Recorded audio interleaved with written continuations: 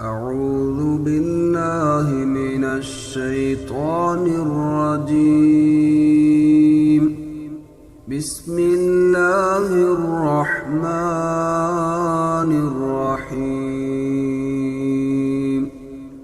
ولا تقتلوا أولادكم خشية إملاق، نحن نرزقهم وإياكم، إن قتلهم كان خطأ كبيرا. ولا تقربوا الزنا إنه كان فاحشة وساء سبيلا. ولا تقتلوا النفس التي حرم الله إلا بالحق، ومن قتل مظلوما فقد جعلنا لوليه سلطانا فلا يسرف في القتل، إنه كان منصورا. ولا تقربوا مال اليتيم إلا بالتي هي أحسن حتى يبلغ أشده، وأوفوا بالعهد إن العهد كان مسؤولا. وأوفوا الكيل إذا كلتم وزنوا بالقسطاس المستقيم،